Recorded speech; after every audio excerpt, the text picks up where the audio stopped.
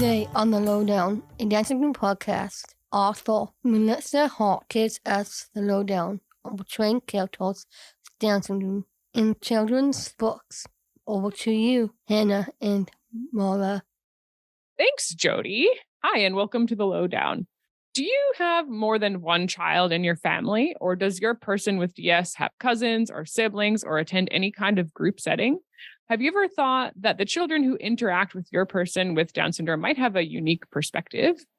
Then this episode is for you. Today, we're delighted to share with you an insightful conversation around inclusive children's literature with our guest, Melissa Hart. Yeah, so Oregon journalist and educator Melissa Hart is the author of 2 novels for middle school readers, Daisy Woodworm Changes the World and Avenging the Owl, as well as Better with Books, 500 diverse books to ignite empathy and encourage self-acceptance in tweens and teens. Her articles and essays have appeared in the New York Times, the Smithsonian, the Washington Post, CNN, and numerous other publications. She grew up with a younger brother who has Down syndrome, and she taught both children and adults with developmental and physical disabilities for a decade. Now she teaches for the MFA in creative writing program at the Southern New Hampshire University. Welcome to the Lowdown, Melissa. Thank you so much for joining us today. Oh, thanks for having me. This is going to be so much fun. Yes, we're very excited to have you as well. It's a really fun topic. So we're always love having guests that have a very personal connection to Down syndrome as well. So really excited to find out a little bit more about that. But before we begin, we have a tradition here at the Lowdown podcast where we would like to ask our guests 5 secret questions. Are you up for the challenge? Absolutely. Excellent. Love that. Okay, so I'll start us off. Question number 1. What is your favorite thing to do outdoors in Oregon? Oh, there's so many things. Okay, this is going to sound silly, but I love going on a half marathon trail run. Whoa. I did one in Silver Falls a couple of months ago, and it was snowing and raining, and it was muddy, and we were up to our knees in mud and slipping all over the place past these marvelous waterfalls, and I was just so happy. That sounds incredible. And Silver Creek Falls is phenomenal. It is. Yeah. Anybody who ever has the chance to visit, it is really a stunning piece of nature. And I bet you felt very intense doing that run. I did. Very hardcore. Yeah. I know. I was just going to think it was like, oh, I just went for a walk in the trail. But no, you went like above and beyond. Or like, I'm going to do a half marathon through a trail. And it was so cold and the branches were smacking us in the face. It was just epic. I love that. An adventure. Yeah. All right. Question number 2. Do you have a favorite road trip song or playlist? What do you like to listen to?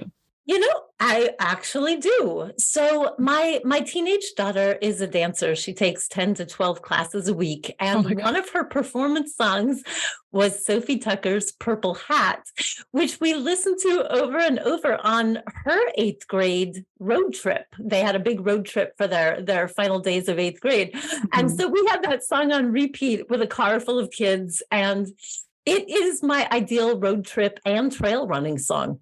Oh, okay. I have to check that one out. Oh, yeah, it's fantastic. Yeah. What genre is Sophie Tucker? Oh gosh, I don't know how you would classify Sophie Tucker. I don't know. Cool. I'm not hip enough to answer that. That's okay. Well, it's good. This will give people an impetus to go on Google and maybe, discover a new artist. So that's awesome. Purple Hat by Sophie Tucker. Amazing. Great. I'll take the next one. So I understand you have a great deal of experience with owls. Could you give us a fun fact about owls? Because I don't think people know much about them. All right. I have 2 fun facts by virtue of volunteering as an environmental educator and owl trainer for 8 years at the local raptor rehabilitation center. Owls have lopsided ears. One is up on kind of high on their head and one is low, which allows for a better range of sound. So they can pinpoint a little vole or a mouse with perfect precision before they pounce. And I guess the other fun fact is if you move their feathers away from their ears and look in the ear hole, you can see the backs of their eyes. Oh, Okay, that's Yeah. really cool. Yeah. And a bit alarming. And a bit It's a of good thing they're a predator. Yeah. No one's going to poke him in the ear. Yeah. Wow. Okay, that's really cool. The next question is, what is the best kind of cake? Oh, that is an excellent question. So there's this cake in Eugene, Oregon at our local supermarket called Chocolate Lover's Dream Cake. Oh, yeah. And it is so good. The urban myth here is that it has induced labor in several pregnant women. I learned how to make it. Oh, And wow. so rather than spend, $38, $45 on this cake, I just make it myself. And it Sounds is phenomenal. I think the secret Oh. is espresso powder. Yeah. I was going to say, what Very is it rich. that's causing the labor? It's probably something that's, Probably espresso. yeah. It is That's really funny. good. Yeah. All right. Well, now I want cake. So that's, Yeah. I'll just put Yeah. that aside for later. It's my fault. I made that question. Let's get into it here. So let's start at the very beginning. You have a younger brother with DS, and can you tell us a little bit about what that was like for you as a child to have a brother with Down syndrome? Yeah, I was 5 when my brother Mark was born, and it was a confusing time. Parents then were still reading Dr. Benjamin Spock, and he had advocated that people with DS, babies born with DS, be institutionalized. Mhm. And so when my brother was born in Texas, there was a lot of family confusion and a lot of whispering and a lot of anxiety. I remember my great grandmother was there and said, "You should just put that baby in an institution." I remember my mom just rebelling against that and saying, over my dead body, and my father being just kind of stunned. He really had nothing that would help him navigate this journey. So thank goodness for my mom. She's super stubborn and really, really smart. And she just set about immediately telling my younger sister and me, "This is your brother. There's nothing different about him that you need to worry about. I'm going to treat him just like I treat the two of you." It was full inclusion all the way. She educated herself, got him instantly into like pediatric physical therapy and vocational instruction, I believe, and found him a school for people with DS, and really just made sure that he had every opportunity that we had as well. And so I grew up viewing him as the same as my younger sister, which is to say he was a pest. That's good. That's honest. Yeah. No, honestly, he did this thing where he would wake up really early on weekend mornings and he would throw a tennis ball against his closet wall, like playing handball. And he would wake me up at 5:30. And I just thought, what are you doing? This wasn't because of DS. This was because he was a little guy full of energy. Mhm. And yeah, I just absolutely adored him. We were playmates. We would go to the playground together. We would play old Peter, Paul, and Mary folk songs on the guitar and sing together. Yeah, we were nerds. Yeah. Great though. I mean, let's have a shout out for your mom, who's one of those change makers that we owe a lot to, right? Such a change maker. Without people like her, we would not be where we are right now. Yeah. So that is phenomenal. And I'm glad you can be really honest and say it was a full sibling relationship. It wasn't Totally. all Yeah. rainbows. It was also annoying tennis ball moments in the Yes. morning. That's truthful. And I think a lot of our families who have multiple children can say, yep, it's not all perfect all the time. It's not cherubic. There are definitely spicy moments. Would you like to share with us what your brother's up to now? Oh, yeah. So my brother is currently living in Ohio, and he has a part-time job working at a steakhouse there.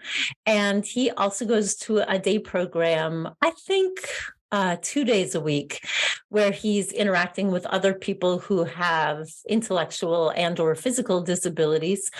And then he does Special Olympics bowling and track and field. Cool. I mean, he sounds busy. He is busy. Sounds like he's having Yeah. a great time. Absolutely. He also Mhm. loves to watch televised sports. So Yeah, he loves to watch baseball and football and basketball.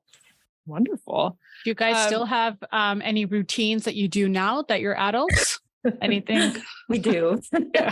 Oh, this is so embarrassing. So we talk, since I'm in Oregon and he's in Ohio, we talk several times a week. And really, a lot of our conversation is really goofy childhood jokes Love and it. memories, particularly fond of the memory in which my mom had a huge bin of dress up clothes. And so my sister and I would dress our brother up like a girl every chance we got, with a wig and high heels and a bra that we would stuff with our socks. And he loved it. We would play Charm School. His Charm School name was Sherry Tiptoes. And so we discussed this almost every week. The finer points, yes. Yeah. I love it. That's our routine right now. That sounds delightful. Yeah. As normal as your childhood felt for you, I'm sure there was a part of you that recognized that it was unique even at the time, because there probably weren't loads of other families that looked exactly like yours.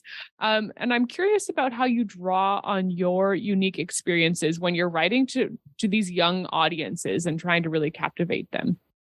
Right. So, I've got these two novels for middle school readers. And I'll just say that, fourth graders who love to read will enjoy them as well, fourth and fifth graders.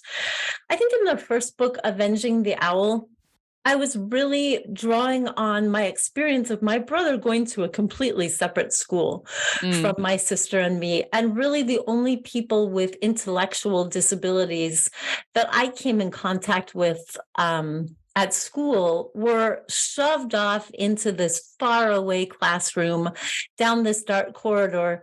And I remember kids from my class picking on this one boy in particular. They would make him break dance for pennies in the middle of the quad. And I just loathed that so much. So when I was writing Avenging the Owl, I sort of made Eric one of my main characters with DS, a person that had been bullied, that was being bullied, and he has his triumphant moments when he becomes the protagonist's best friend, and they're in an arcade and somebody calls him and he karate kicks the kid in the jaw. And I'm not advocating physical violence, but that actually happened to my brother. He was at Boys and Girls Club and a kid called him a and my brother karate kicked him. I'm not advocating physical violence, but it felt vaguely appropriate to me. Mm-hmm. And then in Daisy Woodworm Changes the World, my newer middle grade novel, I really wanted to show what full integration looks like. And yes, Daisy's brother goes to a different school. I mean, they're different in ages. She's in middle school, he's in high school. But really, they are, as siblings, just fully integrated into each other's lives and extremely supportive of each other. They both have to do a great deal of housework because their parents recently had a financial crisis and had to start a new business. And, she gets this project to change the world, and she decides to help him become a YouTube fashion celebrity, influencer. Which is so relatable for so many of our students. Absolutely. And so it was so important for me as Daisy, thought, wait, are there any people with DS who are models and YouTube fashion influencers? It's so important for me to take readers on Daisy's journey where she begins to realize, yes, there are tons of models and actors and athletes and entrepreneurs who have DS. And so she discovers model Madeline Stewart and some of the others. And so I just really wanted to show what life looks like when you're integrating people in to that level. Mm-hmm. Yeah, that's great. And I think that's there is a lack of that in literature out there these days, especially for this audience. And I know there's so many times where parents will come to us and say, "Oh, do you recommend any books about a person having Down syndrome that I can use to take to my kid's class or to teach my other child about their sibling?" So why do you think that is? Why is there such a lack of literature in this that takes this perspective of inclusion? And that is such a good question. All right. It's kind of a complicated answer. I think in traditional publishing, most of the gatekeepers, the editors and literary agents they don't have lived experience with people with this genetic condition. And so they are reluctant to take a chance on a book with a prominent character who has DS. Because they're not sure how it's going to be received by the community surrounding people with Down syndrome. And if you don't get it absolutely right, if that character doesn't feel absolutely authentic, you're doing more damage, I think, to people with Down syndrome than otherwise. And so I think that has a lot to do with it. I know that when my agent was shopping around Daisy, she got some pushback from editors who said, well, this is not the author's lived experience. And what they meant by that is this author doesn't have Down syndrome, so we don't feel like she's going to give us the most authentic representation of this character as possible. Well, I think that writers who have DS are probably going to need some assistance, some ghostwriting even, to write a really marketable middle grade novel with DS. So I think in some ways editors and agents have not caught up with that idea yet. And so maybe it's just a lack of education. Yeah. And I think it's fair to say that, you can write a book, but that maybe from you're writing a book, maybe because you don't have Down syndrome, that's fine. But you can also collaborate with somebody who has Down syndrome. You can interview them. You can use their experiences and make them a part of the project. So even if they're not specifically writing it firsthand, it doesn't mean that it's any less meaningful because at least you're involving them in the process. Exactly. And so my sensitivity reader was Amy Silverman, who is an activist for people with Down syndrome and has a daughter with Down syndrome. And so she and her daughter both read this manuscript and actually blurbed it for the back cover and kind of gave it their blessing. And Amy pulled no punches, told me exactly where it didn't feel authentic, where I might need to add more nuance and things like that. So I do think a sensitivity reader is crucial if you're writing about anybody with a physical or intellectual disability. I'm curious, did you talk with Mark while you were writing about it? What were his thoughts on it? He can't, I have to say, he doesn't really grasp my work as an author. He sadly doesn't read and write. My parents didn't teach him to read and write, and neither did his teachers. And while I taught him a bit when I was in high school, it didn't really stick. He can read a few simple words. So the idea that I'm writing a book and publishing a book doesn't mean that much to me.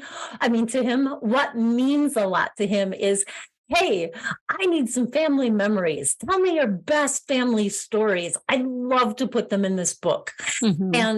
And then I'll read quotes that I've lifted directly from him that I've used in the book. Like there's a part in the book where Daisy's brother Sorrel, whom she calls Squirrel, he gets dumped by his longtime girlfriends on the dance floor at a Special Olympics winter ball.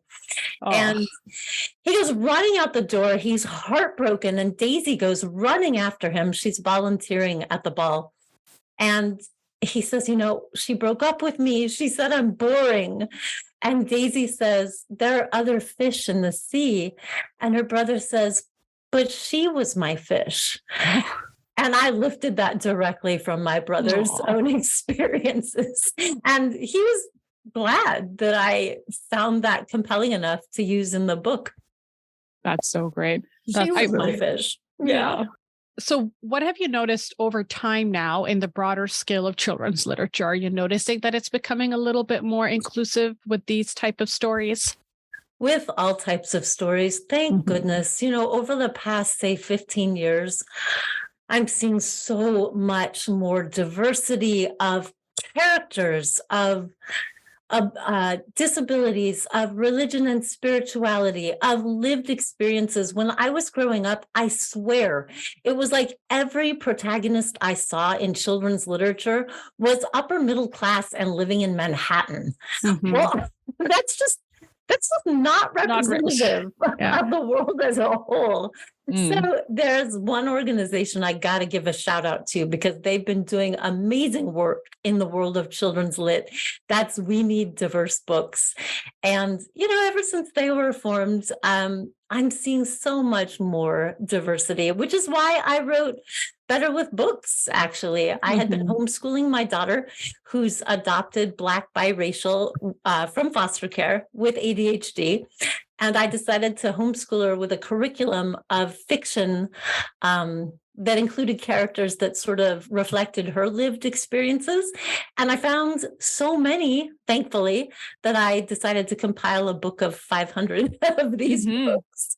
Yeah, so I am seeing this. I am not seeing as many characters with Down syndrome as I would like. I mean, I could probably list 6 or 7 middle grade and young adult novels. And that concerns me. I just don't think that's okay. Yeah. Yeah. It's definitely not proportional to how many people with Down syndrome there are. And it cannot, if there are only 6 or 7, it can't reflect the uniqueness of each person. Not right? at all. I mean, that's just such a limited scope. Yeah. What would it have meant to you, Melissa, to be able to have a book like your own books when you were a child? Yeah, that would have been amazing. I'm thinking of the Judy Blume books that I had and some of the more obscure middle grade novels that came through our house because my mom was a book reviewer for the local newspaper. I feel like there was one book where a protagonist had an intellectually disabled character, sibling. And it's funny, that book meant so much to me, but now I can't remember what it was. It would have been remarkable to see this. I would have thought, hey, there's my family. We're legit. I would have felt maybe not quite so alone because even though I grew up in Los Angeles with, lots and lots of people in each of my classes my whole life, there was not a single classmate who had a sibling with Down syndrome. So I didn't really find those siblings until I started volunteering with Special Olympics in college. Yeah. And then that was wonderful. Yeah. There is definitely something to be said for finding a really close parallel or a closer parallel. I also have a sister with Down syndrome, and we all read the book called Wonder when we were kids, which is it's a great book. I'm in no way knocking the book, but you had to kind of stretch to draw the parallels there because it's just a different experience. But at the same time, we were so glad to have the book because it was like the only one, right? There was nothing else that was even close to the kind of experience that we were having. So the problem with that is that kids are growing up not seeing characters with Down syndrome in literature meant for them. And so when they see people, kids and adults with Down syndrome in their daily life, on the streets, in the grocery store, on the athletic fields, they don't know how to approach them. All they see is that somebody looks different from them, speaks different from them, acts different from them. And many of them recoil in fear or confusion or just they're uncomfortable. And the more we can portray people with Down syndrome in children's literature respectfully and authentically and fully integrated with characters, non-DS characters, the more we're giving everybody a gift, and inspiring kids to reach out a hand in friendship to kids with DS and other disabilities. Yeah. And I think there's such a strong focus on, empathy and building empathy in kids when they're young. So I personally feel that books like yours should also be included to some degree in a school curriculum, right? Like that's kind of when they're doing their best learning. So they're increasing diversity in terms of the reading, but that should also include disability advocacy and making sure that that's becoming a prevalent thing in the school, so the kids understand that, okay, if you do come across somebody with Down syndrome, I read a book about this in grade 2. Now I understand a little bit more. What are your Exactly. That is exactly what I'm talking about. I mean, we could be doing so much for disability advocacy in schools, in libraries, as authors. I would love to see that. Yeah. And I think when I'm sure you saw a movie called The Peanut Butter Falcon that was had a person with Down syndrome as a main character. And that was the other thing I loved, that it was a main character. It was his story. He wasn't like a supporting character in some other shows, which is great too. A token. I mean, not a token, like just adding somebody with disability to kind of, say that you've done the work. I know, having talked to some of our adults at the DSRF, how much it meant to them to see somebody who was not only a main character, but who was working through a problem, who overcame that problem, you know, and had real emotion. So I think people forget that those things can be very meaningful for the other person with Down syndrome that is really watching it and learn from these things so much. So you are so right. That character in Peanut Butter Falcon had agency, was portrayed as an intelligent problem solver, but also funny and flawed in quirky ways. Exactly. Yeah. You know, there is a young adult novel that you all probably have read. I think the author is British. Her name is Mel Darbin, and she wrote a couple years ago a YA novel called Rosie Loves Jack. And that's a book about a young teen with DS whose boyfriend, I think he has an emotional meltdown, and he goes into a group home for a time. I'm not sure. But anyhow, Rosie takes this epic journey across London looking for her beloved boyfriend, and finds that she too has agency and courage and intelligence, and also needs some assistance from people who do not have DS. So I felt like it was a really honest portrayal. Yeah. Yeah. What would your advice be for, let's start off with your advice for parents or families that are listening to this episode right now that are like, okay, I would like to either, like, how would you recommend that they approach this topic of inclusive literature in their families and to... Oh, that's a wonderful question. Well, there are really good websites out there with terrific book lists that feature protagonists or main characters with various disabilities. And so again, We Need Diverse Books is a really good one. And I can't forget the other one, my go-to, but really if you go to the weneeddiversebooks.org website, all of those linked book lists are on that website. It's just a treasure trove. If you Google books with characters with Down syndrome, you'll find all 7. Or maybe a few more, there might be 10. Isn't that the way of it? Yeah. And I would encourage if there are families listening, or for the families who are listening, I would encourage you to also think about the cousins and the aunts and uncles and the sort of extended family too, because maybe they go to a different school or they live in a different town, but they are still thinking about this person with Down syndrome, and they might not see another person with Down syndrome in their school. So they could be as, shall we say, clueless as your average person, but maybe more attuned to what's missing.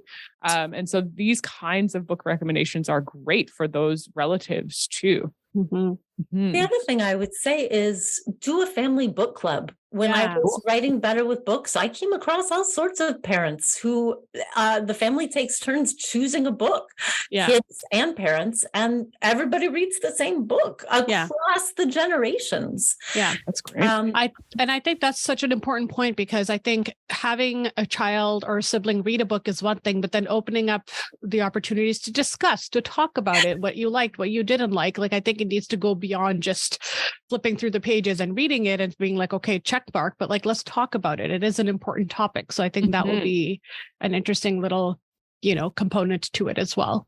And do some cross-curricular stuff, like watch the movies, watch Peanut Butter Falcon, watch Lee, which features a character with DS. Look at the athletes who are just rocking it out there. Look at the models and the entrepreneurs that are out there with DS. They're just killing it out there. They're doing amazing things. Yeah.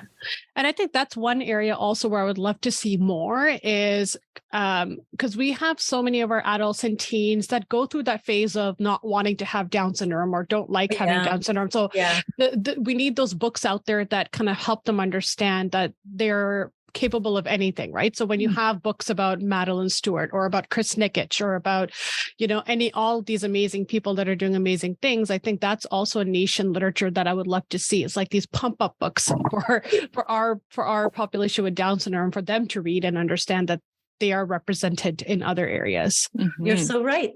Yeah. Where are those books? Maybe I'll write them. Yeah. Please. There you go. Your next assignment. Thank you. Awesome. Well, Melissa, thank you so much for joining us today. This was so great to chat with you. It's so great to know that there is somebody out there doing the work and really helping bring, these kind of books and these pieces of literature out to the world. So we really appreciate your time. And thank you for all those resources. We're going to definitely put links to your books and to that website you talked about on our episode page. But yeah, thank you so much for joining us. We really appreciate it.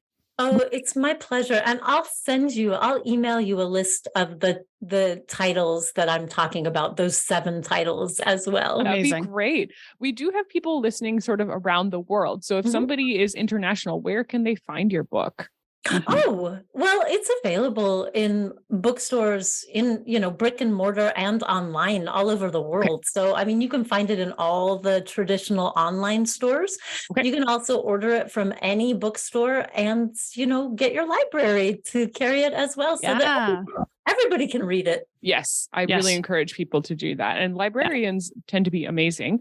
So if you recommend a book and say, we would love to have this, they usually do that. So they do. It's a great thing. Fantastic. Thank you so much. We really appreciate it.